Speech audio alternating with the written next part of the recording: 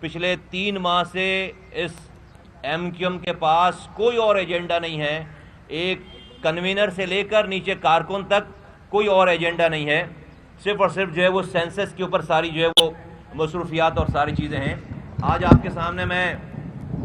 دوبارہ یہ updated list آپ کو دیتے ہیں آپ لوگوں کے ہاتھوں میں انشاءاللہ تعالی۔ اور اس دوران اس پچھلے 10 دنوں میں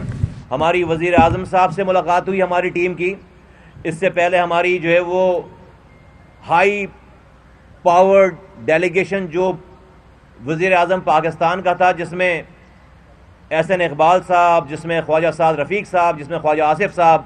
وزیر اعظم صاحب کے principal secretary, bureau of statistics کے جو ہے وہ چیف، اور سیکرٹری پلاننگ کمیشن کے سیکرٹری حضرات، اور اس کے علاوہ ہائی آفیشل جو موجود تھے، ان سے تقریباً کئی گھنٹوں پر محیط جو ہے وہ تمام شبوس و شواہد کے ساتھ ہماری جو ہے وہ میٹنگز ہوئیں۔ اور اس کے بعد تقریباً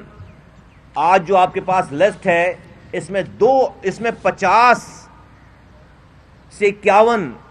ایسے سیشنز ہیں جو کہ صرف اور صرف مردم شماری پر کے ٹاپک پر کیے گئے ہیں، اور ہماری انٹرنل میٹنگ سے لے کر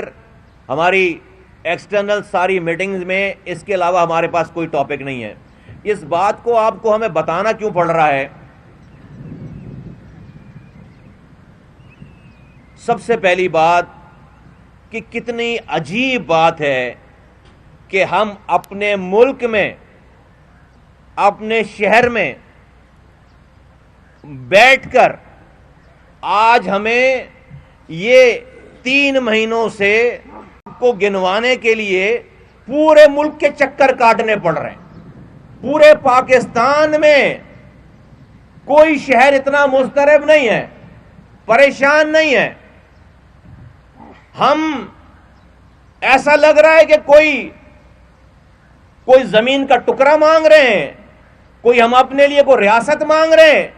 کوئی ہم اپنے لیے کوئی بہت سارے ہم مرات مانگنے جا رہے ہیں۔ کوئی سنے دنیا کا انسان باہر بیٹھ کر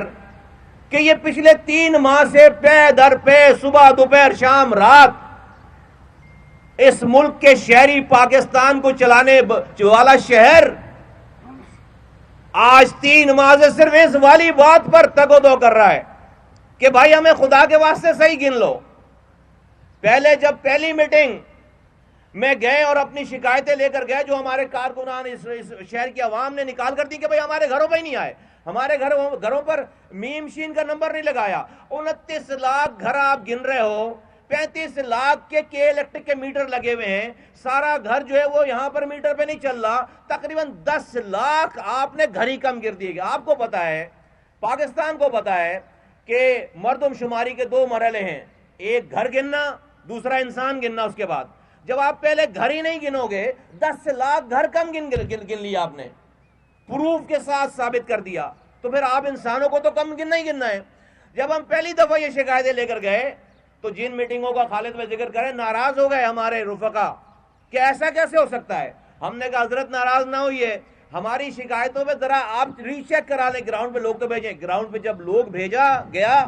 اور جب وہ واپس آئے اور اگلی فالو اپ کی جب میٹنگ میں بیٹھے، ہماری 200% بات